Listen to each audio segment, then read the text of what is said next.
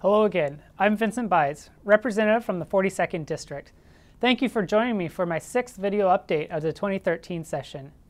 There are only 10 days remaining for the 2013 regular session. During the beginning of this week, we were busy voting on policy bills since the final cutoff for bills was on the House floor was April 17.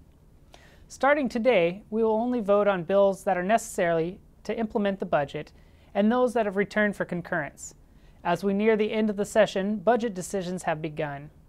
For those of you who may not be aware, there are 3 budgets that the state uses to fund the myriad of things we pay for.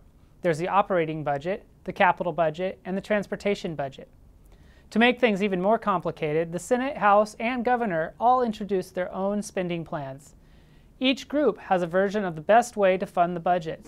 The operating budget is the largest of the 3. When the media refers to the budget, the operating budget is usually what they mean. The House and Governor's office both proposed operating budgets that are drastically different from the budget released by the Senate. It is likely that extensive negotiations will have to be done in order to find compromise. The House budget was crafted by the Democrat Party and passed on a near party line vote. I voted no on this budget and am adamantly opposed to it.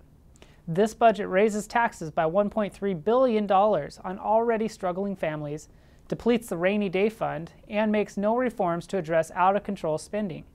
It also mirrors the governor's proposal. In my last video, I talked to you extensively about the governor's budget outline. I'd like to give you a small reminder of a critical aspect. His budget makes temporary taxes on businesses permanent.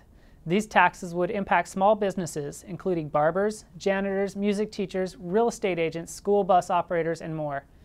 While both these budgets increase spending on education, which I am in favor of, increasing taxes is not needed to do that.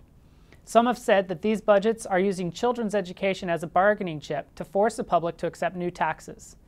By contrast, the Senate Majority Caucus's initial budget represents many of the same principles and priorities that the House Republicans have. Just like us, they focus on reform and new investments in K-12 education, funding priorities, making state government more efficient.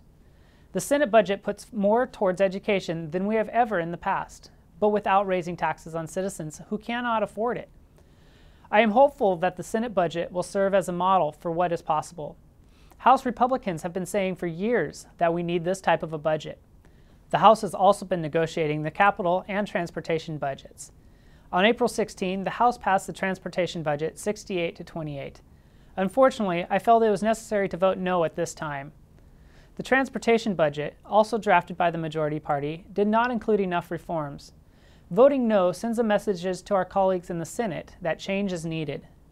It is my hope that the Senate will work to clean up the transportation budget so we can concur on a different plan and do better for our citizens. Previous transportation budgets built an off-ramp to Highway 16 in the wrong place, oversaw waste in Washington State ferries, and were responsible for serious problems with the 520 bridge project. We cannot continue to spend as we have in the past without new efforts to ensure accountability and protection of taxpayers. I look forward to supporting this budget if positive changes can be made. The capital budget remains the final budget to be voted on. This budget is the most complicated of the 3 and is usually the last to be passed. Each of the budgets impact the other to a certain extent. Therefore, until all 3 budgets have passed both chambers, nothing is guaranteed. However, we have been told that this capital budget demonstrates a strong bipartisan effort and is least likely to have dramatic changes. There are some good projects for Whatcom County included in the proposal, and we are still working to get others incorporated. Along with supporting new capital projects, it is important to continue funding the maintenance of our existing buildings to achieve the maximum utilization for the dollars we, as a community, have already invested. As the scheduled session comes to an end, I will keep you updated about what is going on in Olympia. I remain positive that a final budget can be worked out within the next 10 days and we can avoid going into special session. I will continue to work and support a budget that focuses on priorities and to oppose new taxes. If you have any ideas, questions, or concerns that you would like to share with me, please contact my office at the number on the bottom of your screen. I look forward to hearing from you and talking to you again soon. Thanks for joining me.